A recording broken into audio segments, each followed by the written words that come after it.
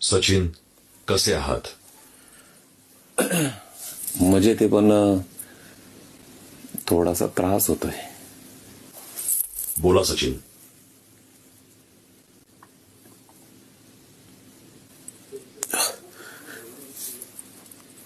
थोडस गोंधळल्यासारखं होतंय.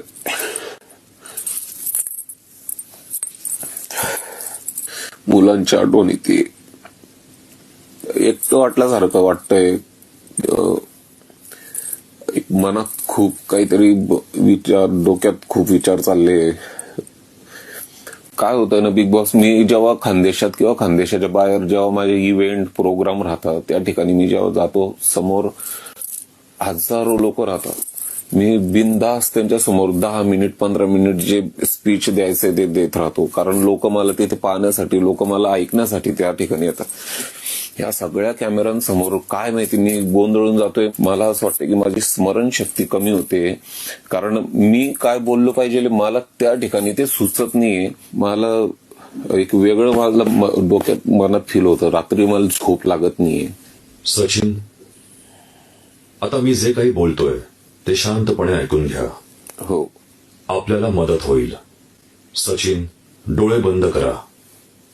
समोर आणा खानदेश मधलं एक गाव, जिथे सचिन नावाचा एक मुलगा एका झाडाच्या खाली बसून गाणं म्हणतोय.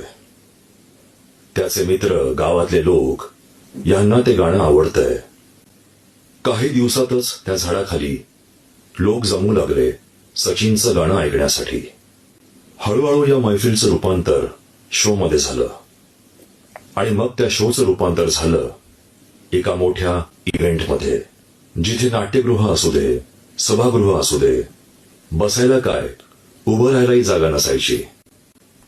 तुडुंब भरलेलं असायचं प्रेक्षकांनी, आणि एकच जयघोष, खानदेश किंग सचिन कुमावत.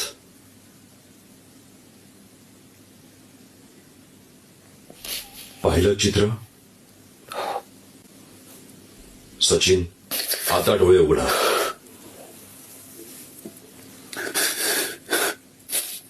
आपल्याला माहितीये तो झाडाखाली बसलेला सचिन इथपर्यंत कसा पोहोचलाय?